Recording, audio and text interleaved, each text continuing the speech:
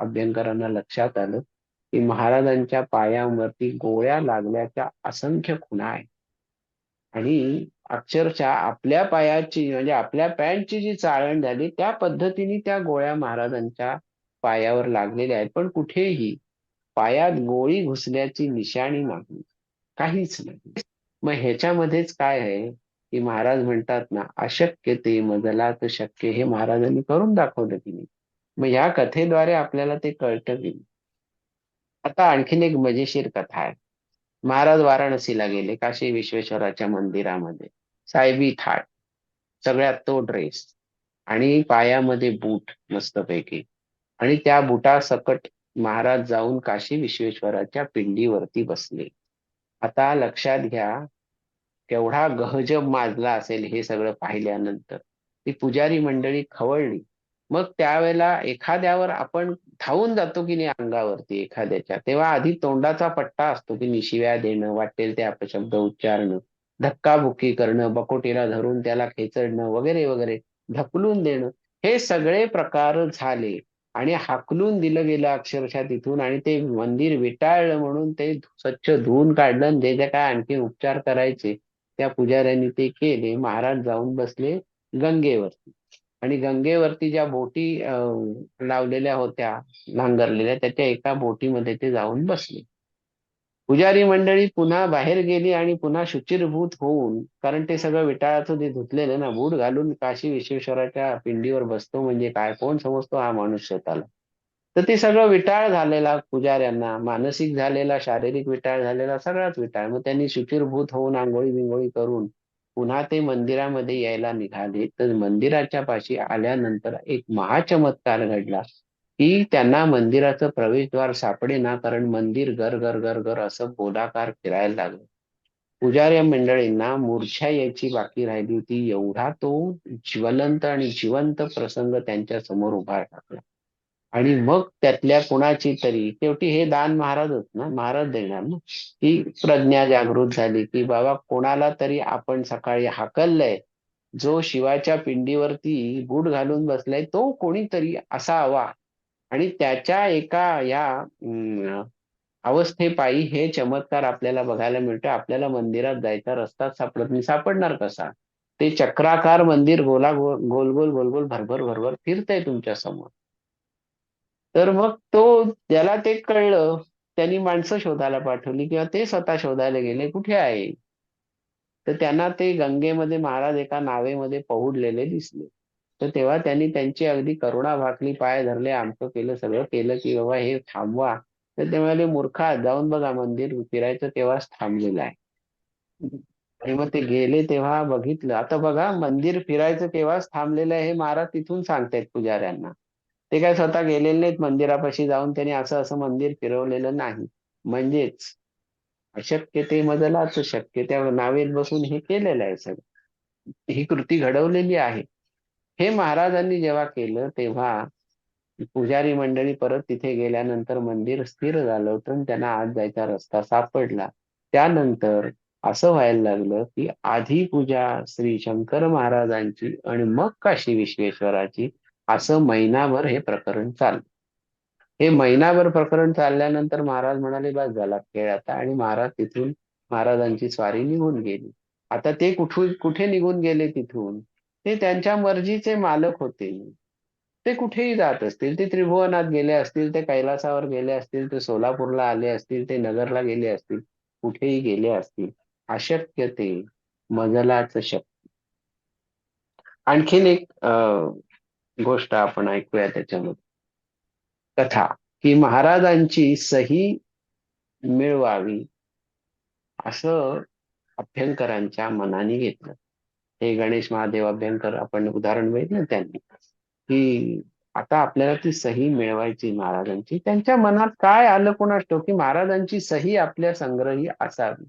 म्हणून त्यांनी, महाराज जेव्हा अगदी मूड मध्ये होते, एखादी एक दिवस त्यांच्या घरी आलेले असता, तेव्हा एक कोरा पेपर घेतला आणि त्या कोरा पेपरवरती एक पेन बिन देऊन महाराजांना म्हणाले, महाराज याच्यावर सही करावं जरा तुमची. तर महाराज म्हणाले, कशासाठी? मी अजिबात सही करणार नाही. आणि कोऱ्या कागदावरती ते मुळीच सही करणार नाही. तू काहीतरी लिहून घेतलंस तर कोणा कशाला, म्हणजे काय करायचं काय त्याच्यामध्ये. आता वास्तविक हा विनोदच आहे ना. महाराजांनी स्वतःची कोणतीही प्रॉपर्टी केली नाही, पण काय लिहून घेतलंस तर काय करायचं, असं त्यांनी वकिली सवाल टाकला त्याला. तर ते अभ्यंकर म्हणाले की नाही, पण मला सही हव्या. अहो, संग्रहासाठी हवी आहे तुमचा हस्ताक्षर. ते म्हणाले देणार नाही. हे म्हणाले मला सही पाहिजे, मी घेणार तुमची सही. आता देणार नाही आणि घेणार ह्याच्यामध्ये तो अटीतटीचा सामना रंगला. शेवटी महाराज म्हणाले नाही तर नाहीच देणार तुला सही. आणि मग अभ्यंकर म्हणाले ठीक आहे, आत्ता देऊ नका, कधी तर कधीतरी मी तुमची सही मिळवीनच. तर ते म्हणाले ठीक आहे, बघूया कधी ना कधी कशी मिळवतोस ते. आणि मग महाराज पुन्हा संचाराला बाहेर पडले, कुठे कुठे त्यांच्या मनाला येते, पुन्हा एकदा काशीमध्ये गेले त्या पुजाऱ्यांकडे, ज्यांना हा चमत्कार दाखवला होता त्यांच्या घरी ते उतरले त्यावेळेला. आणि मग काय झालं, थोडे दिवसांनी महाराजांनी एक पत्र लिहिलं या अभ्यंकरांनाच.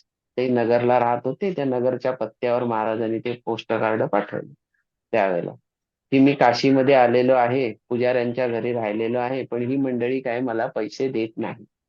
मला माझ्या वैयक्तिक खर्चांना काही पैसे लागतात. तर ते पैसे कुठून आणायचे? तर त्यास्तव तू मला काहीतरी पैसे पाठव, मनी ऑर्डर कर त्या पद्धतीने. असं ते पत्र गेल्यानंतर, आणि त्याच्यामध्ये महाराजांनी त्या पुजाऱ्यांचा तिथला पत्ता पण दिलेला होता. मग काय मनी ऑर्डर करणं सोपं होतं. त्या पत्त्यावरती अभ्यंकरांनी महाराजांना जेवढे पैसे हवे होते, नमूद केले होते महाराजांनी, तेवढ्या पैशांची मनी ऑर्डर केली. आणि मग ती मनी ऑर्डर आली त्या पुजाऱ्यांच्याकडे, पोस्टमन घेऊन आला. तर पत्ता हा आहे, पण नाव काय आहे, शंकर महाराज. तर त्यांनी त्याच्यात विचारलं की इथे शंकर महाराज कोण आहेत, पोस्टमननी विचारलं. तर महाराज बसले होते. तर ते म्हणाले मीच आहे. काय झालं? ते म्हणे तुमच्या नावाची मनी ऑर्डर आहे, इथे सही करा आणि पैसे स्वीकार. महाराजांनी पैसे घेतले आणि त्या पावतीवरती ती सही केली. तर ती सही केली महाराजांनी. आणि मग ती मनी ऑर्डरची पावती परत त्या नगरला आली की अभ्यंकरांकडे. तर तेव्हा ते म्हणाले की अरे वा, आता कसं पकडलं महाराजांना. म्हणजे काय झालं, ते सगळे विचार, पकडलं म्हणजे काय झालं, पकडली या महाराज. म्हणजे मी बघा पावती आली मनी ऑर्डरची, त्याच्यावरती महाराजांची सही आहे. आणि आता मी काय महाराजांना म्हटलं, तर तुमची सही मला द्या, आणि महाराजांनी काही दिली नाही, अनायासे मला ही सही मिळाली त्याच्यामध्ये. आता कशी मी सही घेतलीच की नाही महाराजांची, असं म्हणून त्यांनी ती मनी ऑर्डरची पावती स्वतःच्या घरामध्ये अगदी तिजोरीमध्ये कुलूप बंद करून ठेवली. मग महाराजांची स्वारी पुन्हा लहर लागली तेव्हा काशी सोडून पुन्हा कुठे कुठे संचार करून नगरला पुन्हा अभ्यंकरांकडे आले. बोलता बोलता विषय निघाला आणि महाराज त्याला म्हणाले, बरं झालं तू पैसे पाठवलेस, मला तिथे खर्चाला दमडाही नव्हता, मला माझे त्याचे काही ते खर्च करता आले तिथे. तर अभ्यंकर म्हणाले ते सगळं ठीक आहे, पण मनी ऑर्डरची माझ्याकडे रिसिट आलेली आहे, त्याच्यावरती तुम्ही सही केलीत पैसे मिळाले म्हणून. तर बघा, तुम्ही काय मला म्हणाला होता, सही देणार नाही, मी मिळवलीच की नाही अनायसे, काही का असे ना, म्हणजे तुम्हीच ते तुमच्याच लक्षात आलं नाही, अनावधानाने तुम्ही ते सांगितलं मला पैसे पाठव, मी मिळवले. महाराज म्हणाले असं का, तू सही मिळवलीस का माझी? ते म्हणाले हो. म्हणे हो काय, कशी मिळवली? ते म्हणे आहे ना त्या पावतीवर, जा घेऊन येऊन, कुठे आहे पावती ती? तर ती कुलूप बंद केलेली पावती एका छोट्या कशात लिफाफ्यात ठेवलेली होती, त्याने अगदी आणली. आणि पूर्वीच्या काळी कसं असायचं, कोण ना कोणतरी कुठे ना कोणातरी शेजार पाजार ओळखी पाळखीचा किंवा आणखीन कोणी कोणी असं, महाराज आहेत म्हटल्यावर कोणी कोणी बसलेलं असायचंच की. आणि त्या सगळ्या लोकांना या अभ्यंकरांनी सांगितलं होतं की मी महाराजांची सही कशी मिळवली वगैरे. तर ती सही घेऊन आले अभ्यंकर, त्याच्यामध्ये ती पावती. आणि महाराज म्हणाले उघड, कुठे आहे? ते लखोटा ठेवलेलं होतं ते लिफाफा काय ते, त्याच्यामधली ती पावती काढली. आणि ती पावती काढल्या क्षणी अभ्यंकर चपापले. त्यांची चर्या बघूनच महाराज म्हणाले काय रे, बघू बघू माझी सही, मला तरी बघू दे मी कशी सही केली ती. तर सगळ्या जणांनी मग बघू बघू असं सगळे म्हणाले, पावती जशीच्या तशी इंटॅक्ट. पावतीवर काहीही खडाखोड नाही, कुठे काही नाही, काही नाही, काही नाही. जिथे सही केल्याची जी जागा होती तेवढी जागा रिकामी होती. तिथे सहीच महाराजांची नव्हती. महाराजांची सही तिथून अंतर्धान पावली होती असं आपण म्हणू शकतो त्याच्यामध्ये. आणि मग ते चपापले आणि मग महाराज म्हणाले की याच्यामध्ये की असं मला फसवून किंवा माझ्या अनवधानाने तू अशा काही गोष्टी करायला बघायला तू काय स्वतःला समजतोस तरी कोण? असं बरंच काही काही महाराज विनोदाने बोलले, कारण महाराजांचा स्वभाव चेष्टेखोर पण होता. कारण ही लीला त्यांनीच घडवलेली असल्या कारणाने महाराज एवढंच त्यांना म्हणाले की ठीक आहे, बघूया. आणि त्या पद्धतीने ती सही नाही मिळाल्यानंतर पुन्हा काय झालं, शरणागतीच झाली ना त्यांच्याशी, अभ्यंकरांची. भाव कळला त्यांना की आपला भाव काय आहे आणि हा भाव काय आहे.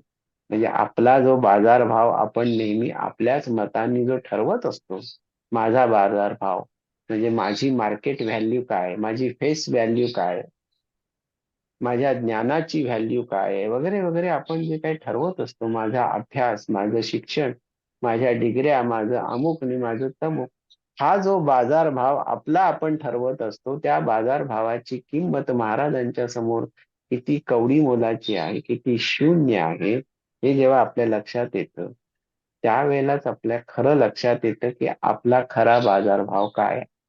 अभ्यंकरांवर कृपा होती त्यामुळे त्यांच्या ते लक्षात आलं की त्यांचा बाजारभाव काय आहे, की तरी त्यांनी अनवधानाने महाराजांच्या जे काही मिळवलं होतं ते.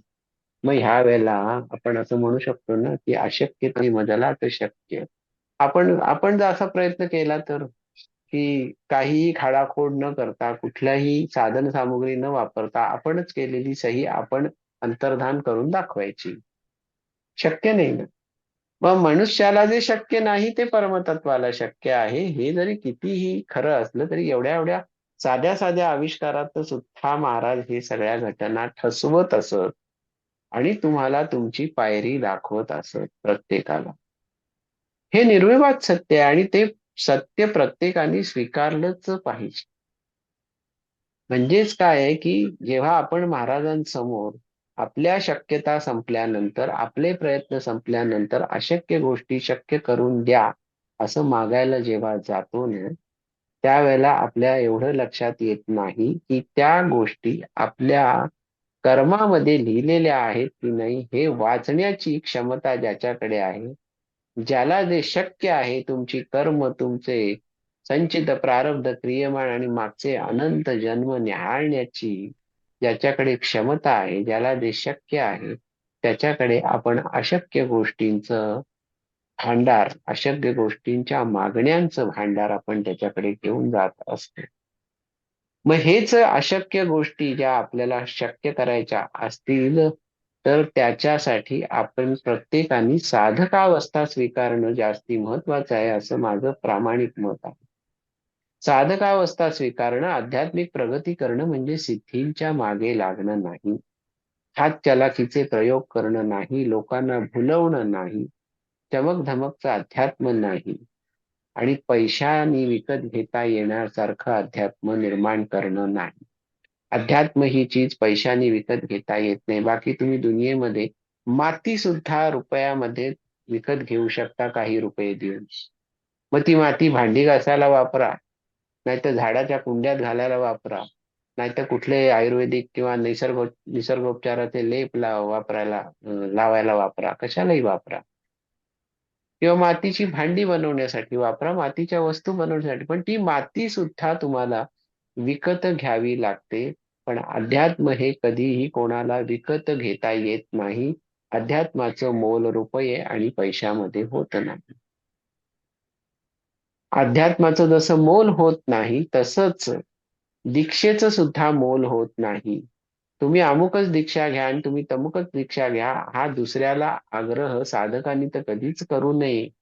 कारण दीक्षा घेणं आणि न घेणं हे त्या व्यक्तीच्या कर्मामध्ये लागतं. गुरुतत्व मिळणं न मिळणं या जन्मामध्ये, त्याच्या समोर येणं न येणं हे त्याच्या कर्मामध्ये लागतं.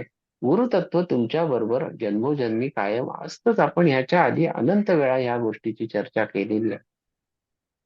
मग आपण जेव्हा माती विकत घेऊ शकतो आणि अनंत गोष्टी विकत घेऊ शकतो. देश सुद्धा, कोणी राष्ट्र सुद्धा विकत घेऊ शकतो, अशी काही माणसं जगामध्ये आहेत.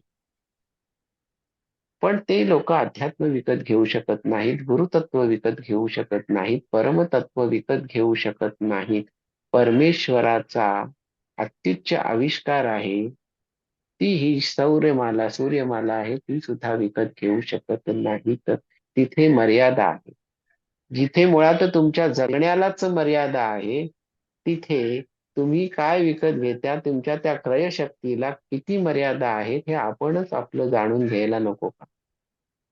पण मला काही अशक्य नाही. म्हणूनच म्हटलं जातं की जगज्जेता सिकंदर सुद्धा मेला आणि मेल्यानंतर त्याला जेवढी कबर लागते तेवढ्या कबरीपुरताच तो धनी झाला. मग त्यांनी जग जिंकलं आणि जगाचा तो जगज्जेता झाला, हे म्हणण्यामध्ये काय हसेल? म्हणूनच आपण ह्या कथा ज्या बघितल्या त्याच्यावरनं एवढी गोष्ट लक्षात येते की अशक्य ते मजलाच शक्य हे महाराज करून दाखवत असत.